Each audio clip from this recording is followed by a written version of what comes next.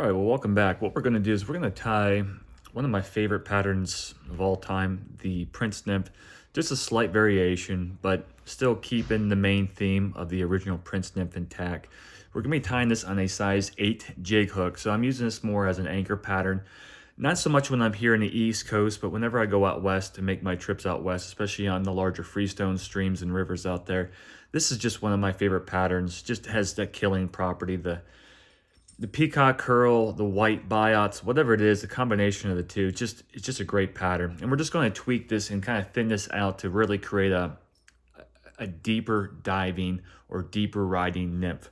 So to get started, we're going to tie this on a size 8 jig. This is a 40 millimeter bead. And to add some weight, this is some 20,000s. We're going to go 3, 4, 5, 6, 7, 8, 9, 10, 11, 12 approximately.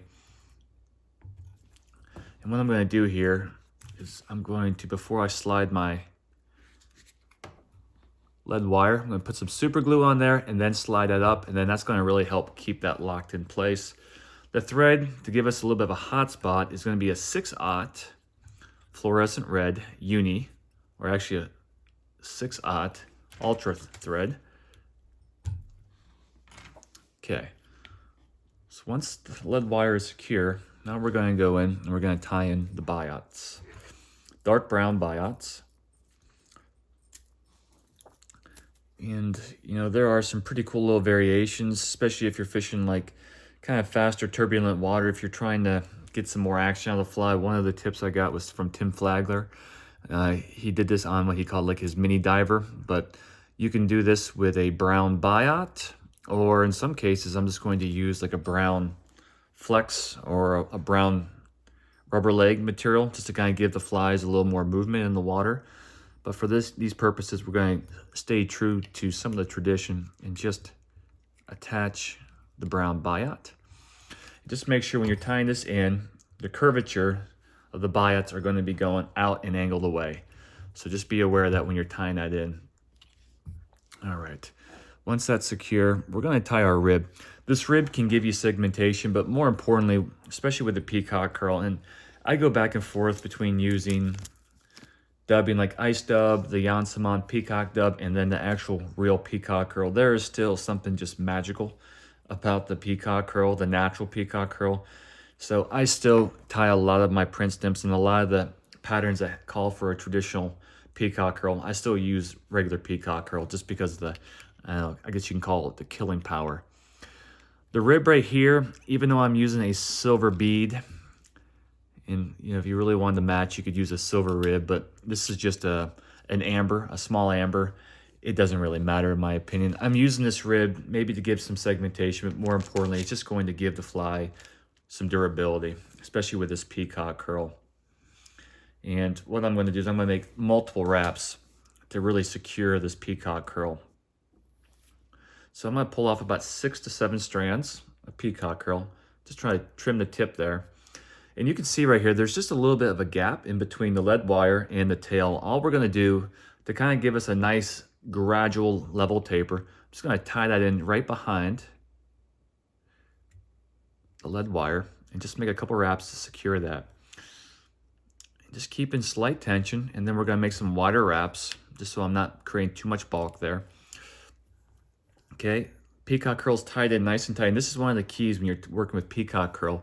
If you tie it in and the base is kind of spread out, and when you're wrapping in the fibers, or in this case, the actual peacock curl strands are kind of spread out, you're going to have a less durable fly. So make sure when you tie that in, it's nice and tight right in there. Now what we're going to do is kind of just stroke these fibers together, and we're going to start making wraps. We're just going to wrap one right next to the other. And what I'm trying to do when I'm wrapping this peacock curl is I'm trying to wrap in one direction all the way through. And what I'm going to do with my rib is wrap in the opposite direction, but just basically crisscross in the opposite direction. Give the fly segmentation, but also add some durability to the fly. And we're going to wrap all the way up until we come in basically touching right here with our bead. We're going to come from behind once. Watch the camera there. Once, twice, and just kind of snug that in. make a wrap or two in front. We're going to trim that. Now, for those of you who are beginning, if you just make 1 or 2 wraps and you secure that, what I would recommend is just doing a simple whip finish right now, because there's only 2 wraps holding that peacock curl in. If you accidentally bump the thread and you make that thread come undone, all the peacock curl comes unraveled. So if you're a klutz like me, just doing that extra step will actually save you a lot of hassle in the event that you actually do knock your bobbin and the peacock curl can come undone.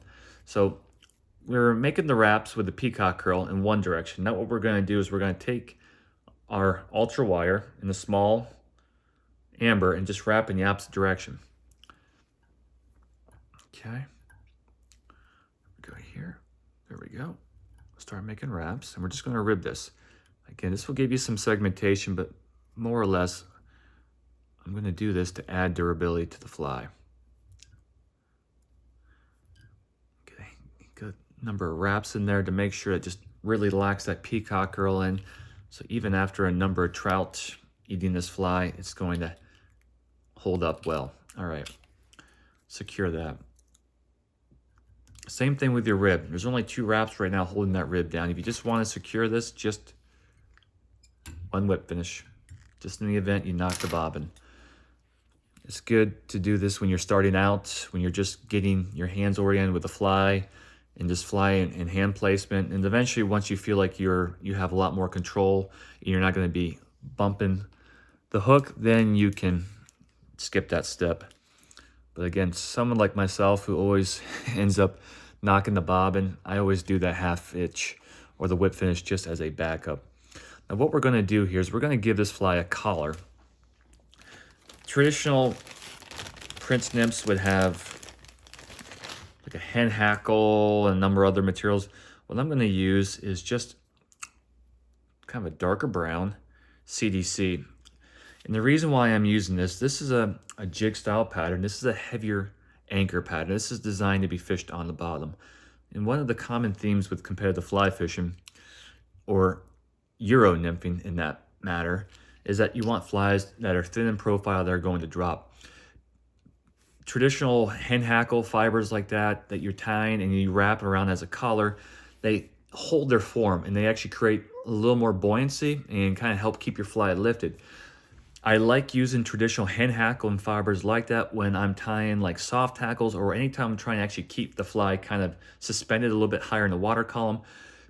CDC does have some floatability, but when it rides, the materials or the fibers lay flat. So I really think it just kind of thins out the fly and allows the fly to actually ride a little bit deeper and still gives it some qualities. Now, material clips you can use, like the Petition material clip and Hairline and some other companies have these material clips, basically allowing you to create a collar CDC. Those are great when you're tying smaller flies where bulk is an issue, but when you're tying larger flies like this, just to skip a step, I'm not going to use those material clips. Here, I'm just going to make 1 full wrap, even with the stem on here with the CDC. So I'm going to make 1 full wrap of the collar here, and then just come from behind. Remember to zigzag. Just 1 full wrap. I can probably get 2 flies out of this. Here. Come from behind and just trim this. Okay, pull down, make that nice and tight. And we're just going to wet our fingers, kind of fold those fibers back. Now, the last step is we're going to tie in. I can give this just a little bit of a haircut. I don't want... There we go. We're going to tie in our white biot. Now, this is the jig, and in theory, the fly should be riding upside down, but based on how you fish it, if you're fishing off of droppers, long story short, it's not going to always invert. So if I tie my biots on top and the fly inverts, those biots may not be as visible to the fish. So because of the likelihood of any of these patterns, nymph patterns, that are going to be riding true to form or being inverted, instead of tying the biot either on the top or on the bottom, what I'm going to do is I'm going to tie it off to the side, just like a lateral scale on the streamer pattern. So I'm going to tie in. And when I do this here, it may not be easily seen, but anytime you're trying to tie in a biot or trying to have something like lay flat along the fly, there's going to be a little bit of a cavity here between the bead and the body. And this is another reason why I use a 6/0 thread. What I'm going to do is this is going to give me a hot spot, but also it's going to kind of build up a little bit of that gap, reducing that valley. So when I do tie this in, it's not going to flare or it's not going to kick my wing out. It's going to keep that wing riding nice and tight. And I'm following the contours. This actually, I'm going to have the curvature of the biot going towards the fly itself. So I'm going to lay that in off to the side.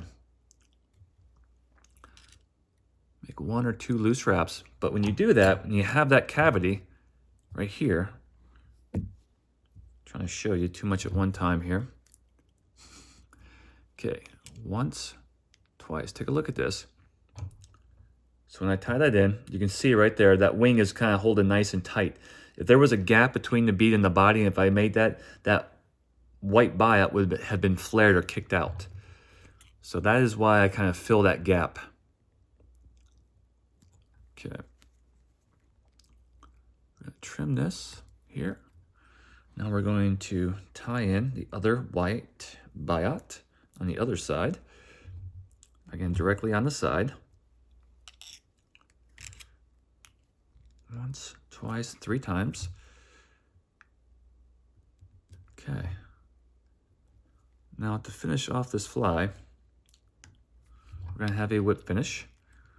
Again, this is just another tip I picked up from a guy named Chuck Moxley, a vet from Ohio, but just a very talented fly tyer. This is just, anytime you're going to use super glue or a head cement, one of the things I saw him do one time at a demonstration at the Penn State Fly Fishing Club when I was a grad student was put a dab of super glue or head cement on the bead itself, and then you just take the thread and then you just basically pull it off. So what that does, it kind of stacks layers. So what that means, it kind of impregnates the entire wrap or number of wraps that you're wrapping to secure. So instead of just having the head cement on the top without actually kind of dissolving in and kind of integrating itself within the multiple layers, right here, I'm just going to take that and just kind of level that off. So basically every wrap is going to have a base of head cement, just allowing a lot more durability. And then we're going to take our whip finish once, and I'll do this twice. And with a little bit of that super glue left and remaining, this is virtually a fly that will never come undone.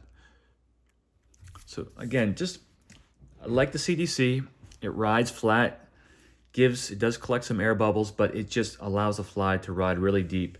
And this is just a little bit of a hot spot, give it a little bit more bling, a little bit more color, but just a very simple little variation. And as I said before, if you're looking for patterns to give the fly a little bit more motion, you can easily substitute the biots with a rubber leg. So a lot of times you'll tie this with a dark brown rubber leg, and then you'll use a white rubber leg material for the biot wings. So again, very simple pattern, love it, and I hope you enjoyed as well. Take care.